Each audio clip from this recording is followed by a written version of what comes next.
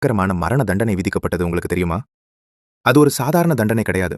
அப்போதைய ரோம் அரசு இயேசுவோட சீடர்கள்ல உயிரோட இருந்த கடைசி ஆளான யோவான ஒரு பாடமா நிறுத்த நினைச்சாங்க. ஏன்னா அவரோட வயசான காலத்திலயும் அவர் அமைதியா இருக்கல. இயேசு உயிர் தெழுந்துட்டார்னு தெரு தெருவா பிரசங்கம் பண்ணிட்டு இருந்தார். ரோம பொறுத்தவரை யோவான் ஒரு சாதாரண மனுஷன் கிடையாது. எந்த பட்டயத்தையும் விட ஆபத்தானவர். ஏன்னா அவர் நகரத்தோட மதில்கள் அசைக்கல, மக்களோட இதயங்கள் அசைச்சிட்டு இருந்தார். அதனால அரசன் ஒரு பிளான் பண்ணா. இயேசுவ பின்பற்றினா இதுதான் கதின்னு ஊருக்கே காட்டணும்னு முடிவு செஞ்சான். ஒரு பிரம்மாண்டமான கொப்பரை நிறைய எண்ணெய ஊத்தி அடியில நெருப்ப மூட்டி எரிமலை குழம்பு மாதிரி கொதிக்க வச்சாங்க.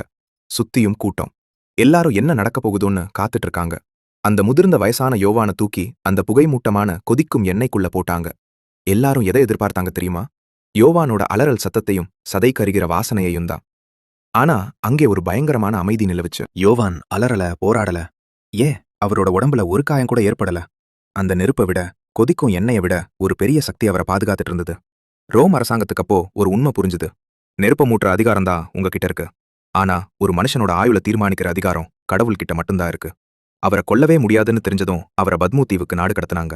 ஆனா ரோம் அரசுக்கு தெரியாது அது வெறும் நாடு கடத்தல் இல்ல, கடவுள் யோவானுக்கு கொடுக்க போற ஒரு பெரிய விஷனுக்கான என்ட்ரி கார்டுன்னு.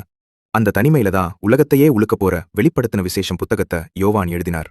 இந்த சரித்திரத்திலிருந்து நம்ம கத்துக்க வேண்டிய ஒரு ஆழமான உண்மை இருக்கு நண்பர்களே. நம்ம முன்னாடி நிக்கிற நெருப்பு நம்ம முடிவை தீர்மானிக்காது. உங்க வாழ்க்கையில இன்னும் நிறைவேறாத ஒரு நோக்கம் இருக்குன்னா எந்த பிரச்சனையும் உங்களை அழிச்சிட முடியாது. நீங்களும் இப்போ ஒரு பெரிய நெருப்புக்கு நடுவுல, அதாவது ஒரு கஷ்டமான காலகட்டத்தில் இருக்கீங்களா? நம்பிக்கை இழக்காதீங்க. உங்க முன்னாடி இருக்கிற நெருப்பு உண்மையானதா இருக்கலாம். ஆனா உங்களை பாதுகாக்கிற கடவுளோட சக்தி அதை விட பெரியது. இந்த வீடியோ உங்களுக்கு ஒரு நம்பிக்கையை தந்திருந்தா கமெண்ட் பாக்ஸ்ல ஆமென்னு பதிவிடுங்க. நம்பிக்கையை இழந்து தவிக்கிற உங்களோட